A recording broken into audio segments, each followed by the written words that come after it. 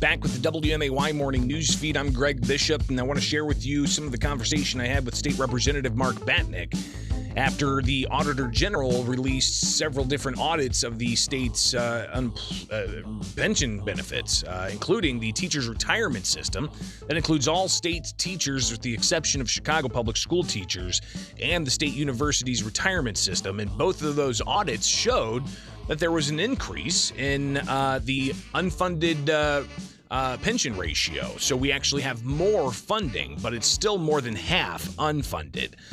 So there's been an increase in investment returns. State Representative Mark Batinick looking at those numbers and sharing with me yesterday when I chatted with them that it's good news, but we're still failing to fund our pension systems. Here's State Representative Mark Batinick. Well, that's obviously positive news. I would be hesitant to say we're doing well. A couple things to unpack there. We're failing by less, right? If you look at these as grades, 90% funded would be A. I think, we should get to work towards 100% funded.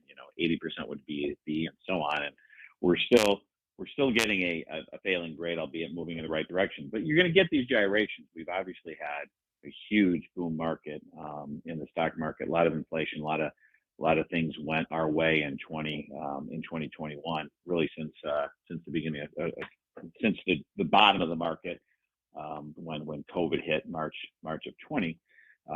So things are moving in the right direction, but you're going to have these booms up, and then you could have another recession. Who knows what inflation is going to bring and have move down. And a lot of the movements in the pension funds where it has increased the amount that the funds are funded. And I think the teachers' retirement system increased by 7.3 points.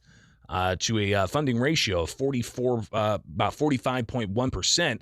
The state university's retirement system increased about 5 points on the percent and went from 39 to 45.5%. A lot of that's because of increased investment returns. But State Representative Mark Batinick shared with me yesterday, he says he's frustrated because even though they get these returns, it doesn't seem that there's a focus on actually addressing the problems of government spending and too much spending on new programs. The payments we're making right now don't chip away at the pension debt. It still allows it to grow, albeit at a slower pace than it was growing at previously, but it's still growing. And when that's growing, you're increasing your costs long term. And I would like to start avoiding that. I'd like to start seeing our pension debt shrink from just our natural payment cycle in terms of an average year. So that's my frustration. You look at I talked about the energy bill. It was a $700 million bill to solve a $200 million problem.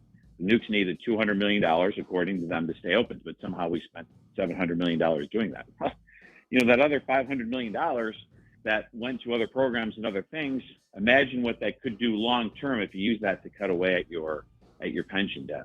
So again, that was some of the conversation I had with State Representative Mark Batinick yesterday, reacting to the state's pension funding ratio increasing, but still we're more than half not funded.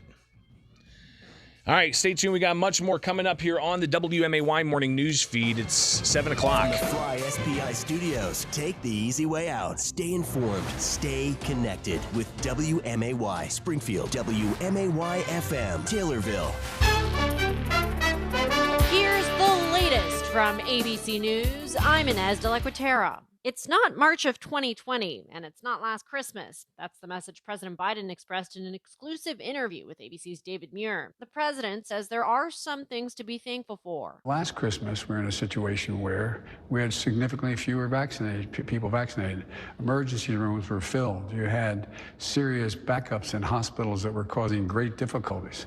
We're in a situation now where we have 200 million people fully vaccinated. In places where people are vaccinated, hospital ICUs aren't nearly as full as last year either. Case numbers, however, keep going up thanks to the Omicron variant. The CDC